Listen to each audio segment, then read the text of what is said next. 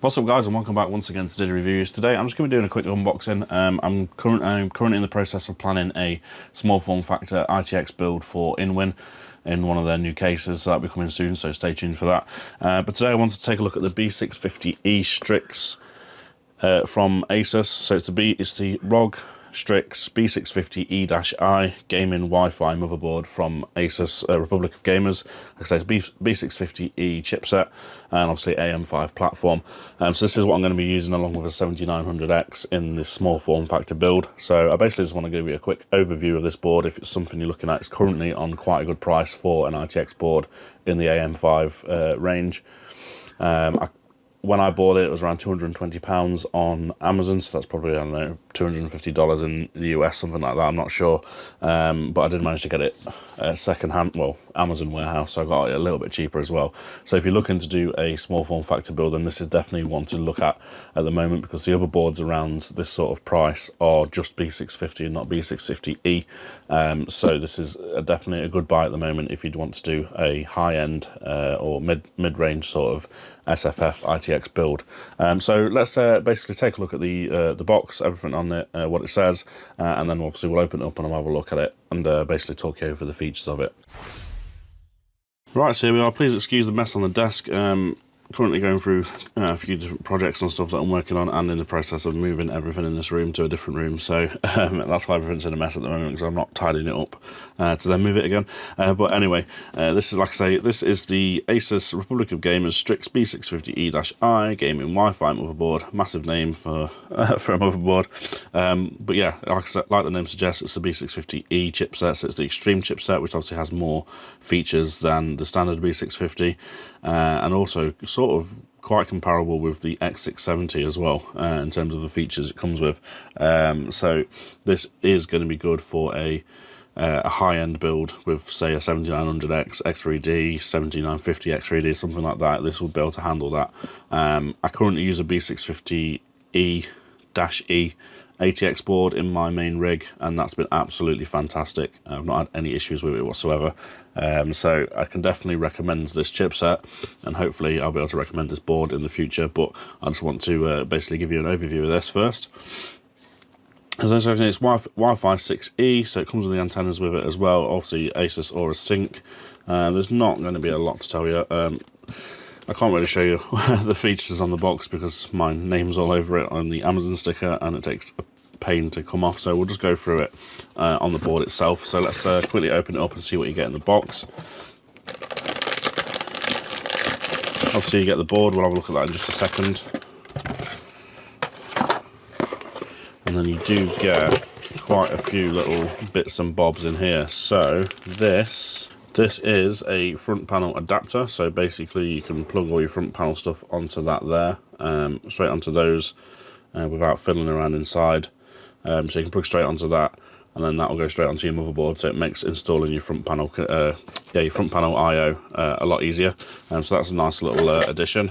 Whatever this cable is, I'm not actually sure what this cable is. It looks like,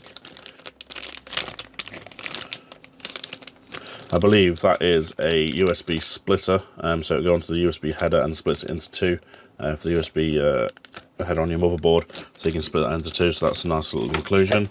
You get a couple of SATA cables for obviously SSDs and things like that. One of them is flat on one end, and one is right angled and flat on one end as well. You get a Q latch there, so a replacement Q latch for the NVMe drives. You get a bag of zip ties, nice little inclusion. You get a little ROG keyring if you want to put that on your keys. You get some replacement thermal pads to put on, again, on the NVMe drives. You get a little screw here, I'm not sure what that's for. It looks like an NVMe screw, but it's got a Q latch, so I don't know why you need that, but there's a spare screw in there for some reason. Some sort of spare rubber blanking thing, that might become apparent later, I don't know, but it's not that important, to be honest with you. And then you get the Wi-Fi 6 antenna as well. So that's obviously ready to make this board Wi-Fi. And then we've got some other little screws and things in here. Again, I'm not sure what they're for, but it's something you'd find out if you needed them. Little card to say thank you. some sort of paper manual, quick start guide, and then we get a nice sheet of stickers. They're quite nice, to be fair. I won't be sticking those everywhere though. A bit more paper, and then we get the paper manual as well, so the full manual for everything in there. There's no inclusion of a USB drive, which is a bit disappointing for what is essentially quite a high-end ITX motherboard, really. So your drivers, you will have to just download them, but that's what most people do anyway, so it's not too much of an issue. So let's have a look at the board itself.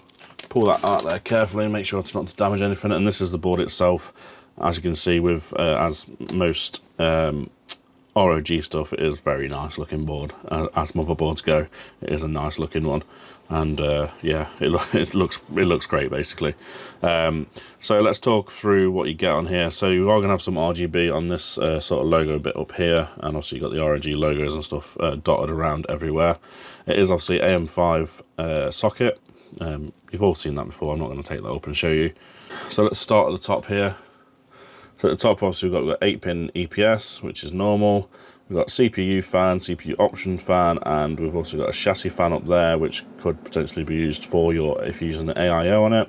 We've got one 3-pin 5-volt ARGB header, which is a Gen 2 header as well. And then we've got one 4-pin standard RGB header. I'm not sure why they still put these on, to be fair. I don't think anyone really uses them anymore. But it's there if you've got old fans that you want to use that you really like or something like that. Obviously, we've got 2 DIMM slots for DDR5. So that's that, again, normal on an ITX board. You don't normally get. I've never ever seen one with more than 2. 24-pin ATX power. And coming around here, we've got a USB header, which will be for that cable that I showed you earlier. We've got 2 SATA ports. We've got a USB-C port as well. We've got USB 3 there, and then around the bottom here we've also got your front panel connectors, which again come with an adapter to make your life easier when installing it, obviously in a small case as this is meant for. And then coming around to the bottom, we've got an armoured PCIe slot. Again, obviously you only get one with this because it's an ITX board, and that is normal. We'll just quickly take off this M.2 cover so you can see where the M.2 goes and how it sort of stacks up there. And as you can see, we've got quite a chunky heatsink for your NVMe, because obviously this is PCIe in Gen 5 on this one, and I believe PCIe Gen 4 on the other one. I'll put that on the screen to basically clarify that. Also, taking that off, you can see we've uncovered this sort of hiding away down there, this little connection, AAFP connection down there. And also while we're here, as you can see, we've got the Q latch here, which basically makes it so you don't have to use those stupid fiddly screws. You can literally just latch that around, and that will sit on top of your NVMe drive and lock it into place without using a really tiny screw, which everyone hated, so I don't know why they ever use those. But that's obviously a nice little addition. And then looking up the top here, over your IO sort of shield, you've got a nice chunky VRM cooler. There's actually a little tiny fan just inside there as well, which you should be able to see, which will give you some active cooling over your VRMs. This is a 10 plus 2 plus 1 70 amp phases, so 13 phases on this. Absolutely brilliant for a little ITX board like this. Like I say, the others that are in this sort of price range at the moment are just B650, not the E, and they're looking at, like, I think the max they've got is like 8 phases. So this is definitely a very good buy at the moment if you're looking for a really high-end sort of ITX build. And that's pretty much all the sort of features covered on the board itself on the front. Flip it over to the back, and you can see, unfortunately, there's no shielding on this. It would have been nice to see a bit of shielding on this one, but you've also got another NVMe drive socket here.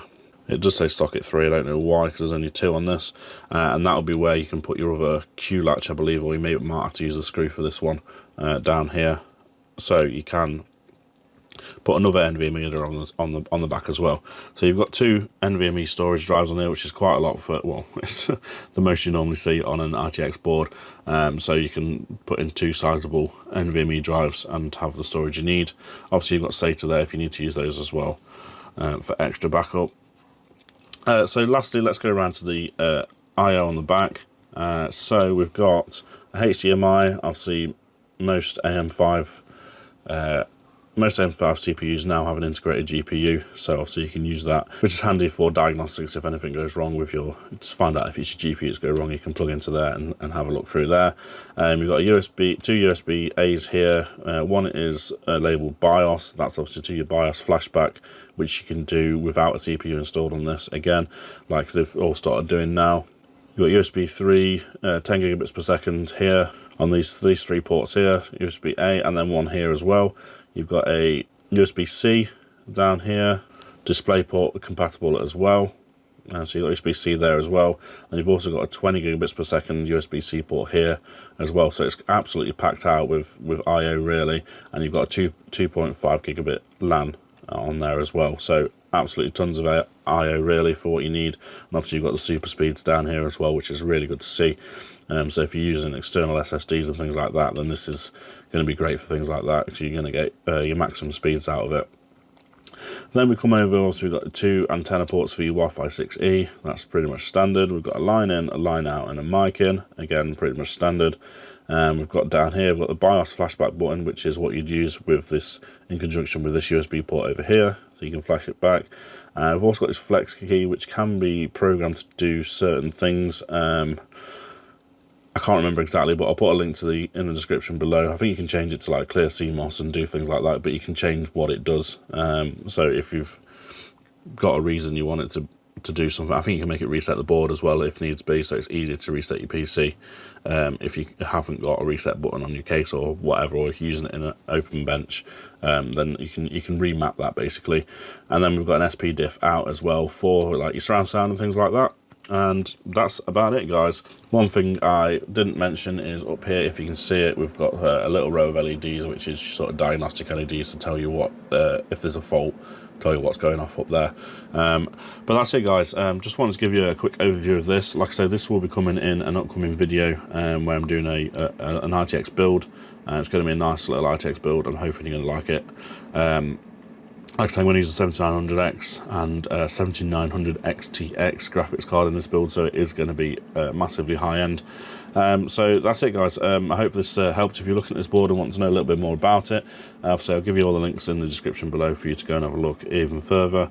Obviously, stay tuned for the next video coming with using this. And yeah, thanks for watching, guys. I hope this was interesting. If you did like it, please give it a thumbs up. If you didn't, give it a thumbs down.